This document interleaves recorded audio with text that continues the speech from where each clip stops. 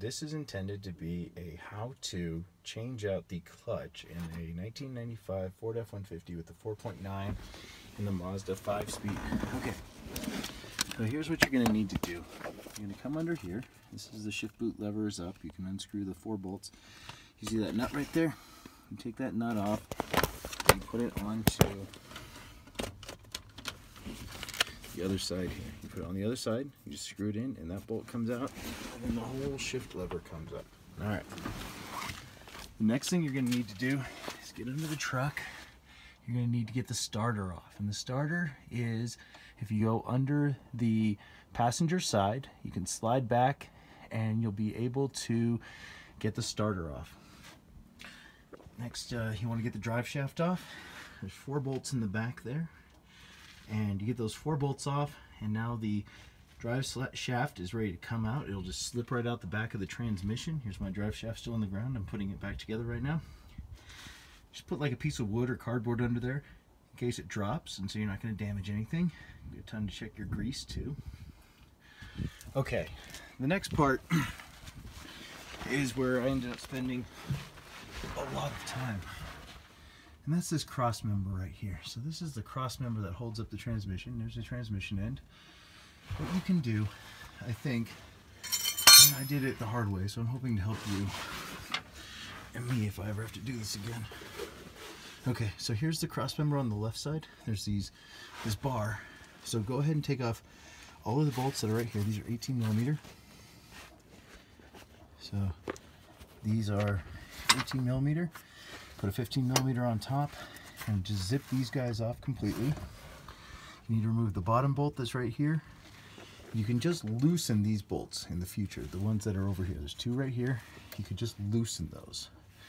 And do that on both sides. Now then, what you can do is come over here.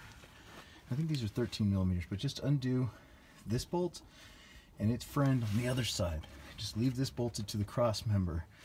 At that point, that cross member can now come backwards. And so what I found that you could do is get a creeper. So there's my creeper there. I kind of protected it using some cardboard, and I laid some boards across it. And then I used a hydraulic jack.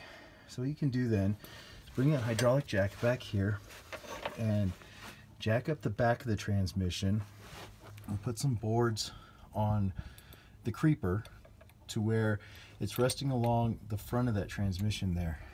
Now, you'll have to disconnect the line for the clutch.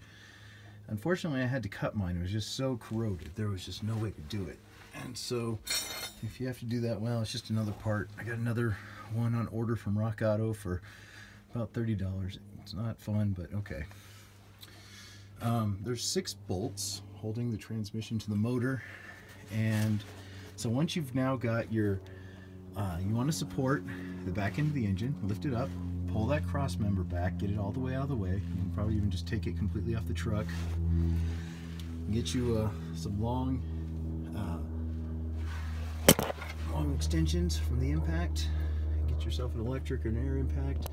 Go ahead and zip those 6 bolts off.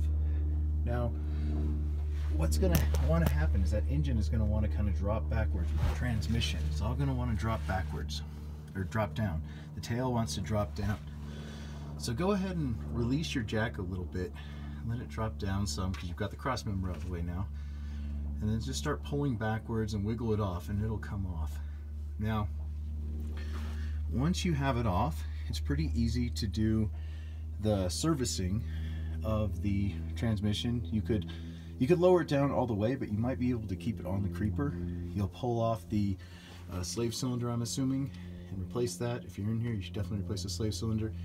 You can do the transmission input shaft seal, and that's pretty easy to do. You just have to unscrew the whole plate that's right behind the slave cylinder to get that out of there. And then go ahead and pull off your flywheel and your clutch, which will be attached to the engine. Go ahead and replace your main seal, your rear main seal on the engine. And I'd go ahead and just replace your flywheel and clutch. You're in here, it's going to take you some time. You may as well just do it right. And then getting it back in is a real pain. This is really fidgety. And what I ended up finding that worked really well was supporting the front of the transmission with wooden blocks until it reached the back end of the engine. Remember, the engine is now drooped down, so you need to match it up to the engine, and then use the back of your jack. I have this little trolley jack. He was sitting here in the back on the creeper, and I could lower the transmission until it was at the same angle as the motor. And you'll know you're at the same angle because you can look at the flywheel teeth and just go up and down the whole way. Just look and make sure that the flywheel teeth are about an equal distance away on the transmission going up and down. And we looked at this hole right here to get everything lined up with the splines of the transmission. Just stick a screwdriver in there if you need to turn the splines a little bit. It moves really easy. Okay. And then it's just a lot of remembering to put everything back together. It takes a lot of time, but I think you could do it a lot faster if you did it this way. So you get that big dolly. You don't necessarily need a transmission jack, and you just use that dolly to move the transmission around. And you want to drop it down too, because if you don't, then that little stub that's sticking out of the top of the transmission will run into the sheet metal. And so the back end of that transmission definitely needs to come down. Okay, good luck.